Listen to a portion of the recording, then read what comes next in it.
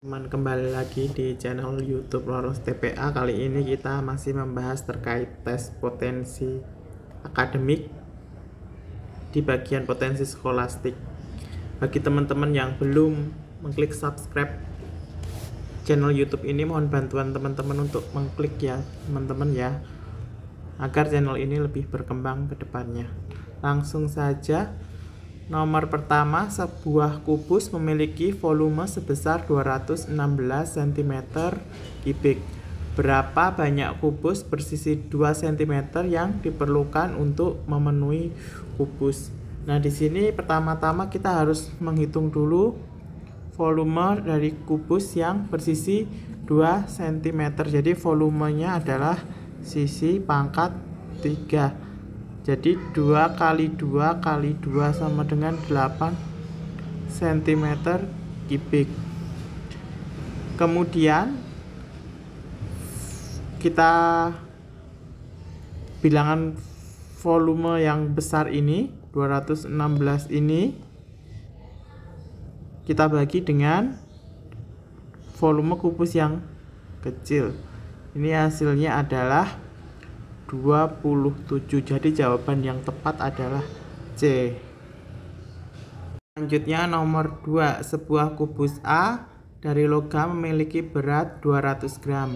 Berapa jumlah kubus A yang diperlukan agar menghasilkan kubus B yang panjang sisinya 2 kali lebih panjang?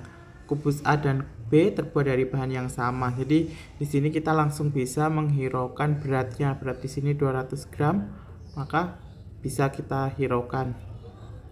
Kemudian langsung kita misal sisi kubus A adalah A dan sisi kubus B adalah 2A, sehingga diperoleh volume kubus A, volumenya adalah sisi pangkat 3 atau sama dengan A pangkat 3. Kemudian untuk sisi kubus B, volumenya sama, rumusnya sisi pangkat 3 atau sama dengan 2A pangkat 3 sama dengan 8A pangkat 3. Jadi ada 8 buah kubus A yang diperlukan untuk menghasilkan kubus B. Jadi dari opsi A, B, C, D, E di sini tidak ada jawaban yang tepat. Selanjutnya nomor 3, sebuah bilangan ABC tersusun dari 3 buah angka yang berbeda. Jika ABC dikalikan dengan angka 3, hasilnya adalah bilangan BBB. Maka A plus B plus C adalah, jadi di sini 3 kali A B C itu sama dengan B B B. Itu bisa kita tulis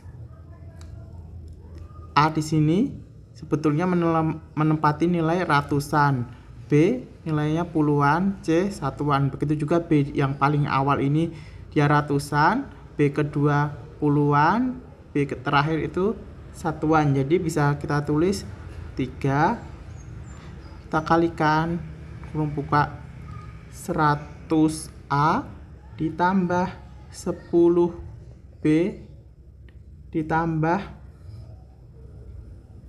C sama dengan 100B tambah 10B tambah B.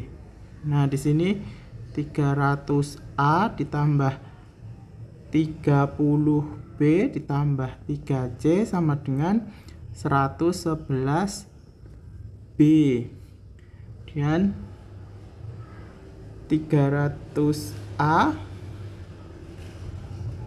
ditambah 3C sama dengan 111B dikurangi 30B.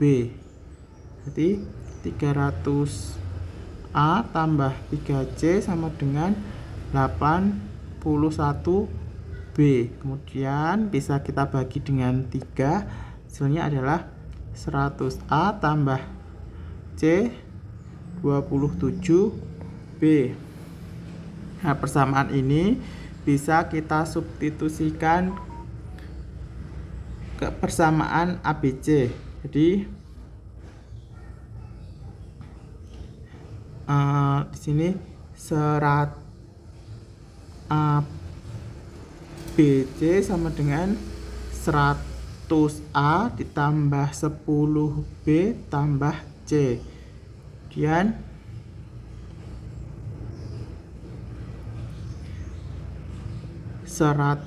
A tambah C tambah 10B. Nah, 100A ditambah C ini sama dengan 27B.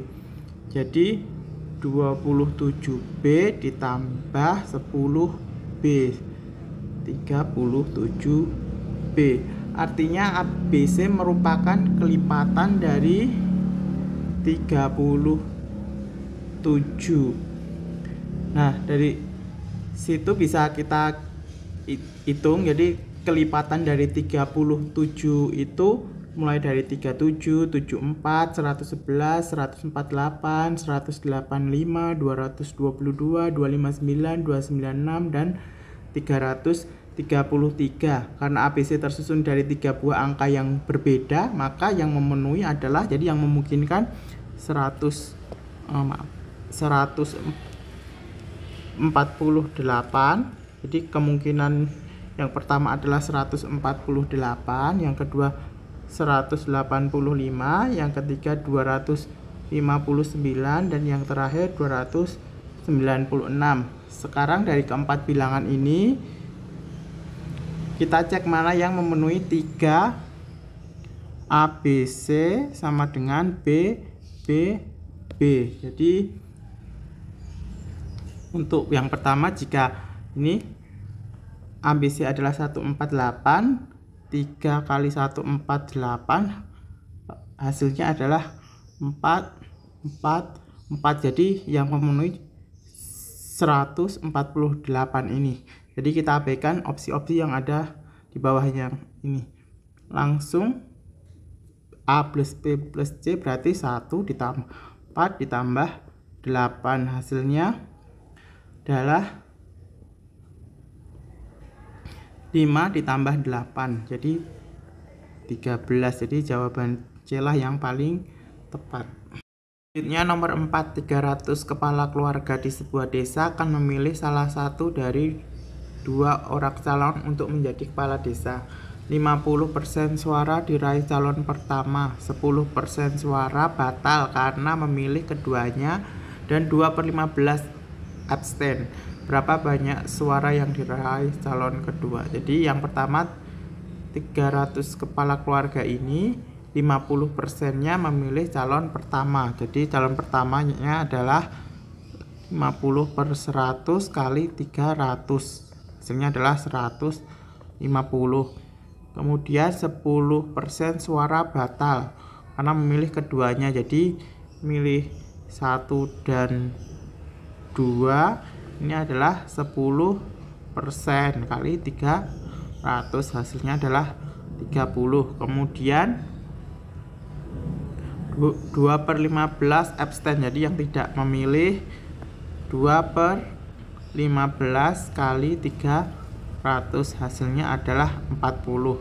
Kita totalkan dulu, hasilnya adalah 220. Jadi banyak suara yang diraih calon kedua 300, kita kurangi 220, hasilnya adalah 80. Jadi opsi D yang paling tepat.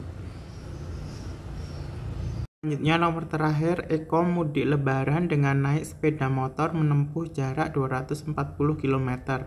Pada sepertiga perjalanan awal, kecepatan rata-rata motornya adalah 50 km per jam. Setelah itu ia meningkatkan kecepatan rata-rata motornya sebesar 60%. Jika ia berangkat pukul 6.30, maka Eko akan sampai ke tempat tujuan pada pukul. Jadi di sini kita ketahui jarak total S-nya adalah 240 km ditempuh dengan 2 kecepatan berbeda. Kecepatan yang pertama sepertiga kali 240 sama dengan 80 km ditempuh dengan kecepatan 50 km per jam. Jadi waktu yang dibutuhkan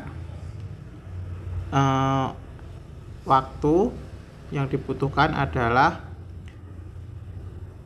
jarak dibagi kecepatan. Jadi jaraknya adalah 80, kita bagi 50, hasilnya adalah 1,6 jam, atau bisa kita tulis 1 jam 36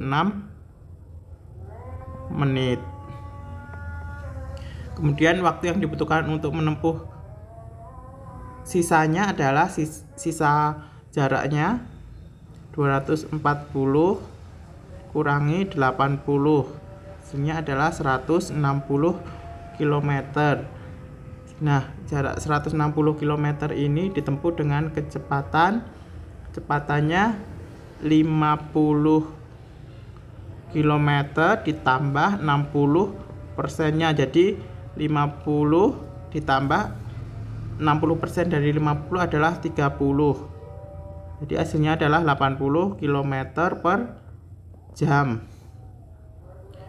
Waktu yang dibutuhkan untuk menempuh sisa jarak kita bagi kecepatan. Jadi 160 kita bagi 82 jam. Kemudian waktu yang dibutuhkan untuk menempuh sisa jarak sudah tidak ada lagi karena ini udah selesai 2 jam. Tinggal kita hitung total waktu tempuhnya. Total waktu tempuh yang pertama 1 jam 36 menit, yang kedua 2 jam. Jadi total waktunya adalah 3 jam 36 menit. Nah, tadi berangkatnya pukul 6.30. Jadi 6.30 kalau kita tambahkan dengan 3 jam 36 menit, maka akan ketemu hasil 10 jam lebih 6 menit. Jadi opsi C yang paling tepat.